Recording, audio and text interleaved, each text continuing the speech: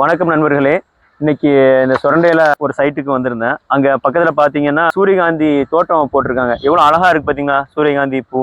இந்த சூரியகாந்தி பூ வந்து இதனுடைய நோக்கம் ஒன்னே ஒண்ணுதான், சூரியனை பார்க்க வளர்றது. அதே மாதிரிதான் நம்மளுடைய வாழ்க்கை இருக்கணும்.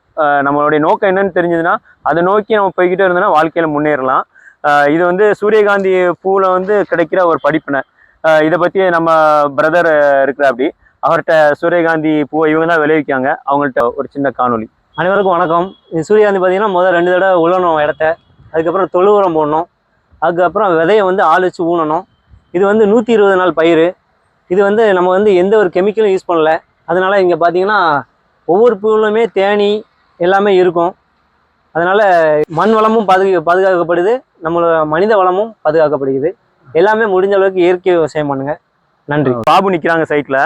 அதில் இவங்கள்ட்ட சூரியகாந்தி பூவோட அதனுடைய மருத்துவம், இதை எதுக்காக யூஸ் பண்ணுறாங்க விளைவிச்சு அப்படிங்கிறத அவங்கள்ட்ட ஒரு சின்ன காணொலி கேட்டுக்குவோம். பாபு, அந்த இது பற்றி சொல்லுங்களேன். இதில் வந்து நம்ம வந்து இதில் இருந்து எண்ணெய் கிடைக்கிறது. எண்ணெய் இருக்குது. ஆனால் இதை வச்சு அப்படின்னா நன்மைகள் நிறையா இருக்குது. இதை வந்து நம்ம எடுத்து எண்ணெய்கள் எல்லாமே தயாரித்து பண்ணிக்கிட்டு இருக்காங்க. சூரியகாந்தி பூவில் வந்து நிறைய நன்மைகள் இருக்குது. ஏன்னா நிறைய மக்கள் போட முடியாது. நம்ம ஏரியாவில் வந்து எல்லாருமே நல்லா பணம் தான் இருக்காங்க. நம்ம ஃப்ரெண்ட்ஸு மட்டும் இப்போ இருக்காப்புல. இப்போதைக்கு இது நல்லா இருக்குது. சரியா? தேங்க்யூ.